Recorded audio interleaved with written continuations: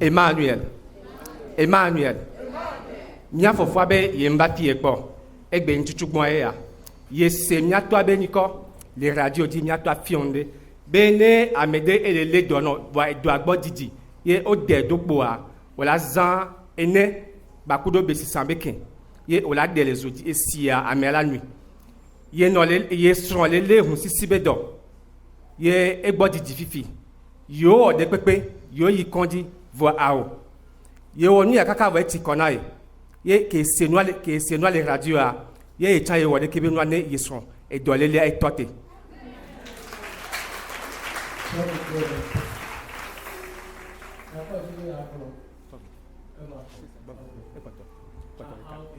Amen. Enu ya ntia non de tanle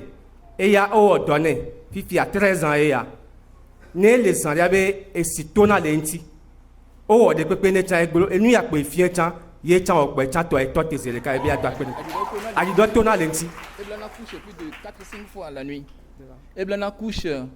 4 à 5 fois king bene en bas que les hommes. Même doku su mento chan nenyebe ele wo dokuma adi do vana yinane donc échanger na couche quoi que mna munya son wa Québec blanc na ma il va fuir be sisaku ene abenwa eno atete e pour vague bonye ntro fuir enia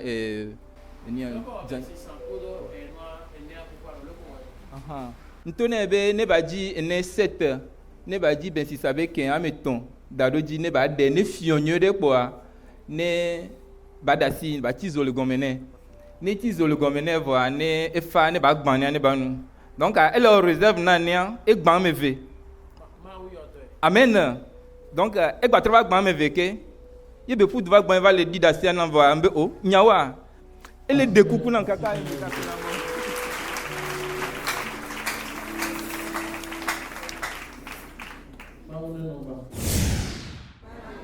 Mia fofo chambi a doit bene ma onde ki abe ma u echukae to mia to abe nfiofio me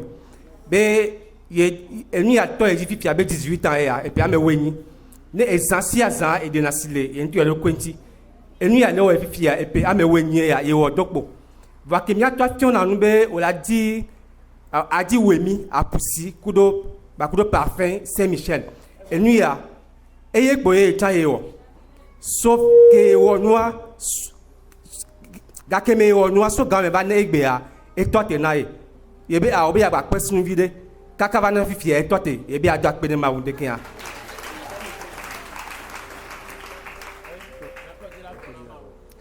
dibe mada pene ma to mia professeur en sta be ba men veve kule ba meta popo ma ule ba na clean ni ma ne wali ke sesere le ju kwa keke pe okume wa de gbe fun be ale sike wo le de gbe fun mia jono mi le sere ye to ma tele me nyamano tele te pesia sie me le di da sesio ta me sia me le da pene ma ule nya beta ndeku okay na church ile sa okay na church ile sa do na bela ko mi o ti va mu de ko belo le ko ba se ni champion no za ko de bu ma no ko se amen.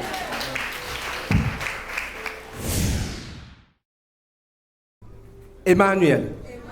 Mia no be ejile jole ndeke ya. Ni so. Il na hoyovi eyi asime. Zanre boa eba home. Zame yomlan. Boa eba le doa pa. Eba yi bobe nkele wema ebe yebe alotinu. Ngba ni eto. Oh, yem se gomyo. Yebe aobe majo. Ye de bad kenele ekonaye ya ele si ebe swe. Ye so va donner fils et fille obe bad ye va so badja ye so do koné zireka e alome e dans lo enke ye bien sebele bo e onedo ebe e bonaye kenkia e so badja e do ko e jova choti kaka ya gba tro ya home we tro me a il no hoya biabe ye be klo eti anyigba ebe awo e ya be gomede e ba jebe e tode le ici ye supportable ye yomia toa benene enu ya lekele jodo eje ya ndeke me e swan ke ezan e no hobia e haya bakaka ya gbagba fifia be enua e bugba toji mi atwa be esile gbo fun me be ebe ne sosia ne adogbeda mi atwa dogbeda le téléphone be ne sosia ne et sociane il ne revient à zéro le funwa yen totité yebe atakpe ma de kaya amen nia no be nia to fiona no le fie ga sia gabe be ne yo fond de kemea o la di amade corona be o le pepe atin aso donu me e adogbe da glon ko le di don keke adi akin bo na to nia no be nu ya ele o le home boa ele sebe o le di ele ihenu yemto o ba le po mo to yebe a on ke ele wa e do la wo e fokin bo we ke ba hu to ya poa police o we yo yebe nkejo obe amede e convoqué ebe e ne va le kin so va ebe a obe o ma le o ye nto e la va bo ne zonu ya jo ojo yi e je o me no ye va yi ye bio enyakora bio ke kin bo we la jo e gba so ba ja kin so doko kin bo we yi ye bio nyakola enyakoro enyakele ye bio nya ogbonya na ebe a o ye ameke va convoqué ya egbon ebe nya obio e tan egbon e to ke ye gbon ye to aji o dasido e yo so nyana ame atie me ye bi adakpe ne mawu Emmanuel nya fofo abe ya adakpe ne mawu de ke ya kudo nya to abe nfiofio onti be nke mi brosande ya be oladi apusi ba kudo parfum Saint Michel kudo wemi ke yemule Togo son ye ke le modi e gbo ke gbo ba e pedeka ya e tofi e baba voabe ameke nyabe yendona chance ya me gbo fifi gbobe e hin anu ya de ke boni sona ya be awo ke tofi ya baba to mia to be nfiofio me ya ye zana nu ya ke ye zana nu ya to nu yo me ya e tan e ba to chance dodole amogbo ke gba wa won kuna ya e me ni so mia to de porte-monnaie de to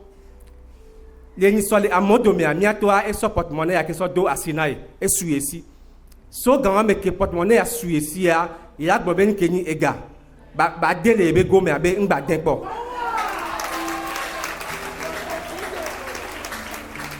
ne ye joye yi dome kaka e la gbo ye ke e la du e ke la tianya e ya esuna esi ye ntin de ke ya e be adu apene mi atoa do e ba gbeta amen be ma da pe ni mia papa be eto ma den le me a kaflan le doya ke gbo va ve kpla dole Nigeria ke gbo va to yin ku va di wa ke ndi won de pepe to ma no gwa mo wa so to di egbe a nde pepe ma hiana mo ele ada pe le va gbeta parce e manya me a kafla pa gbenye ma no yin ko fi le ko ma no bi onu amu la no na mi wa so te gbeje yin ma ga bi onu amere pepe bo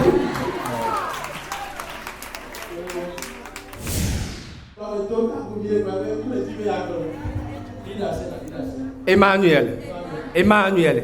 mia no be ji gane le jole ndeke ya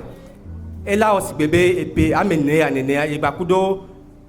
ye novi e to le ka no le ka yo le e hore kame boa yo mpo na npo ne ye novi adwa wonto na tete yo wa chu femeti ne ya ina gbodie ba be to na mo la gbodi ye o la twine enu ya le jole le yeji kaka epe amene e bana fie ye mi atwa fion be oladi adi bode bakudo amede mi vivi no wa bakudo ayo ye olatu ayo afen bakudo adi iboa enu ya ye wo ye tolele ye no bi anto pe fon matin doa o dira la to pe ba yo e be na ye va tu femetu na ye so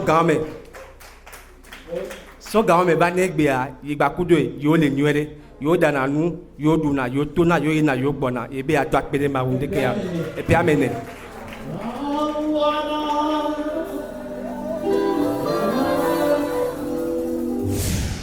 Emmanuel ni atwa be ya atwa pe ma wo ela be nko mi glosande ya be oladi wemi bakudo apusi bakudo parfait Saint Michel la eye mi atwa fion ye zan le kebe nu ya na purification ke ye zan nu ya ezan do ye mlania eye ame agbe ye mkuo ngonvi le to le ntina ye mse gomo ye so gan me ba na egbe a ye be na me evo ye be atwa pe ni ma on de kin abe etuka elo ngonvi agbe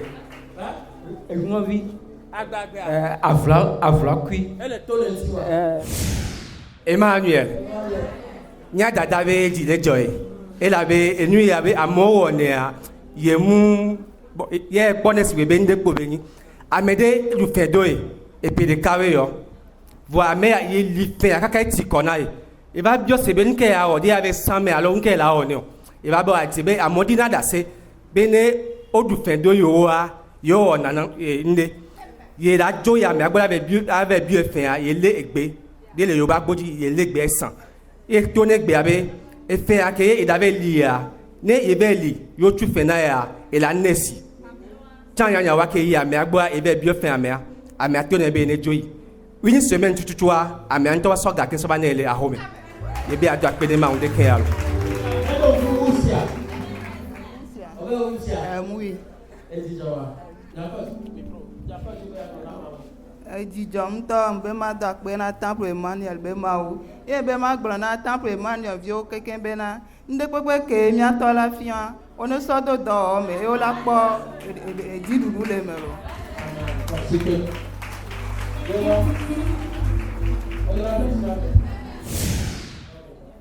Emmanuel Nyano abe edile joy. Elle avait ni sorti marche baïa que mi le dak ba le kwa mea mi ato abe amesi amene ko portable di e won amen tota amedo fiti le kwa meni son ye mi la do ejesi mi ano abe ke du ya home di marche wa e o dossier déposer le a fi de sang be o la yo e ne do wa o mu le yo yo di marche wa kaka e la do a home a o va yo e be e neva lundi a ye be rempli formalité au pata ne et doa et la tot doa di e be a do akpede ma on de ken alo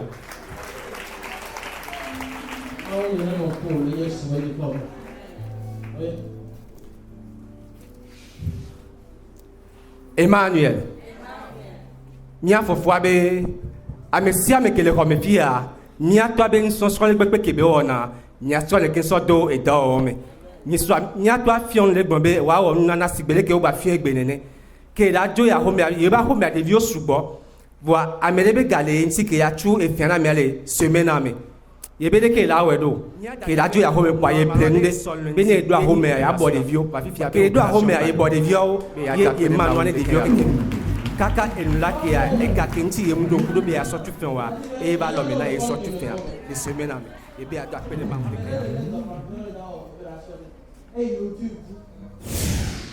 amen non de ele eyoe be nene be vi e fule si enwa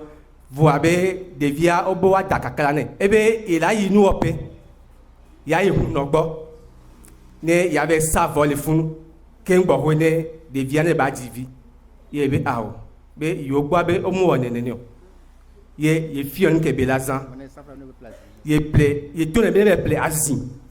ne ba sok bolo nti ne devia ba avec mele e moze ple ameton et nous ya ebe one de via de semaine à meilleur ebe via divi que on va donner wa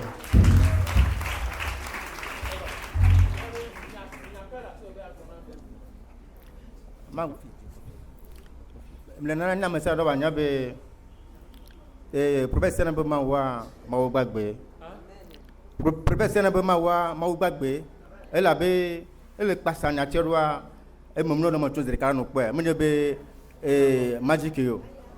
de cas le bébé na menu be mawvin to le cas que ni fils unique que ni Jésus Christ soit eftem le parabole mais va ho mafia o fiana nu que o de nanu le nuzi in de cas jona jinanam e be le faya me mi kata mi le takpene peut-être be mawa ba be tabe do wa nem 5 que be pouvoir que be ne wa de ba no overdose ne ba wu makelo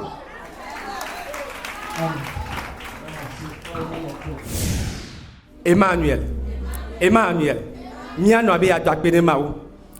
ela be ma wo ndeke e kokko ye be susu nya to tian le hobe fie be ne to be ole ye ole do ajom ye me mle zo alo e gam le to te do alo me na o alo ole hron vo amle gbogo o la di ne enyi te klibe fu nya no be enu ya eji kin so do envelope me ye so do sunde gome e la gbe ga keme ye wo nuwa bana fifia e ga ngba de gbo ne e ya simen ke mte sana san wa e sana ye egbe ebe eche ebe nchi nyatro ye bi ado akpede ma wunde ken alo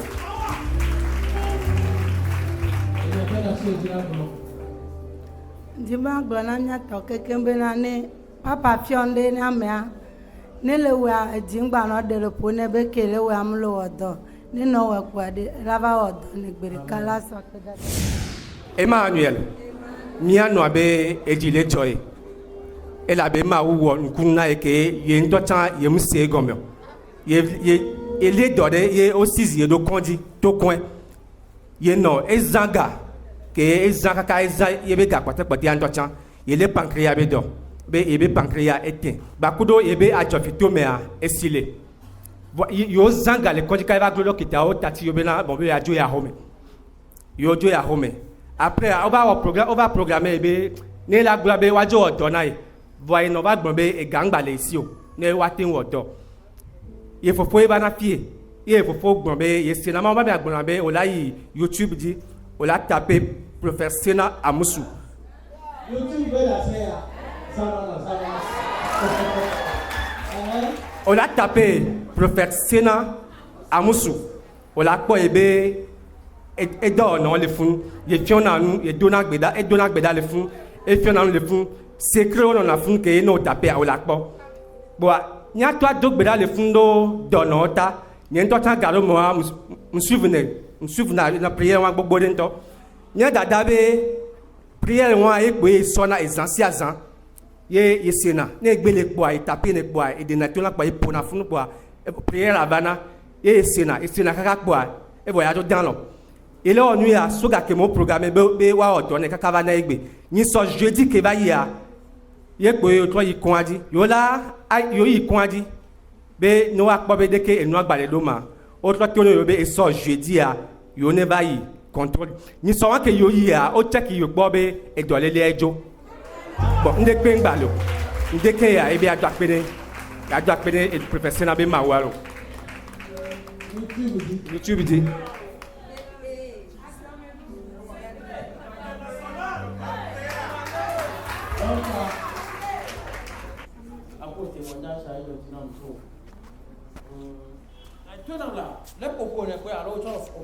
Et ma bena mi ve no to ko un mois pe mle ke mle amele fun la témoigner mlolo bien tiens yo zana nde papo YouTube akpo suivre na ne gbe suivre kaka suivre yo ba mesia me kelele donner dasiro fikele wonu ya na ban sona lon le na podonyo ojo ma be we